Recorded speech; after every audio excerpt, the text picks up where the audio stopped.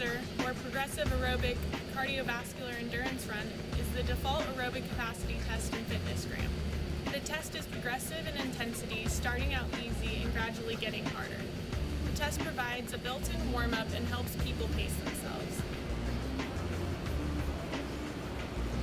The PACER test may be used for people of all ages, but is most commonly used in grades kindergarten to 3 and people that are in some form of high school sport.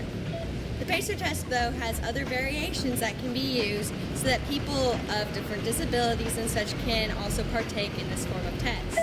This includes the swimming beep test for swimmers, the multi-stage beep test for people in wheelchairs, a 10-meter beep test for people that have cerebral palsy, and the walk test for those that are elderly and are not able to make the sharp turns that the beep test most commonly does have.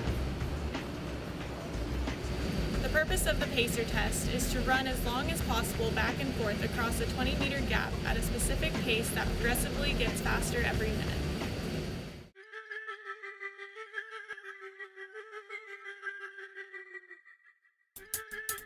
When performing the PACER test, it's best to set up in a large indoor area, like a gymnasium or in our case, an indoor track. The surface needs to be at least 20 meters long and wide enough that the kids being tested have a running lane that is 40 to 60 inches wide, so they have enough room to turn and not bump into each other during the test. There are different safety precautions that must be used when doing the PACER test. These include using non-slip shoes and having a non-slippery surface. Also, in children, you want to make sure that there's adequate space between the lanes that the children are using so that they do not run into one another, causing injury to either themselves or the person that they collide with.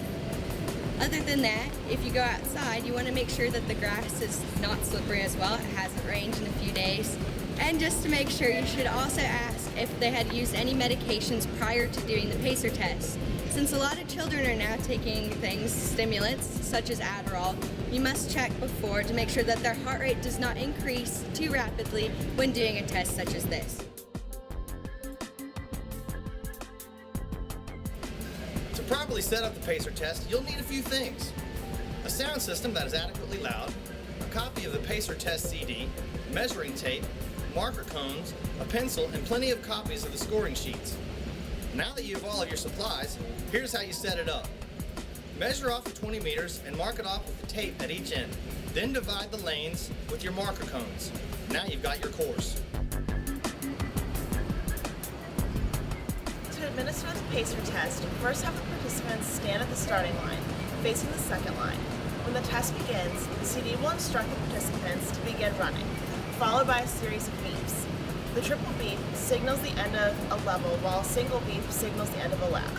During the test, the participants will run from one line to the next, back and forth as signaled by the beeps.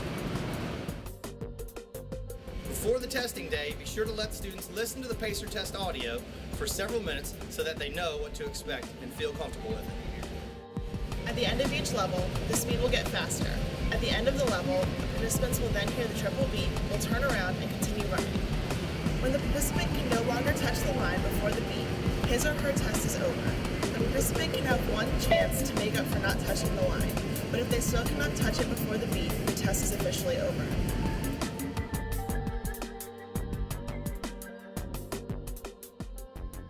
PACER test should not be done by any participant with past or current health problems, especially those with heart disease. Any participant with a disability is also advised to sit out during this test.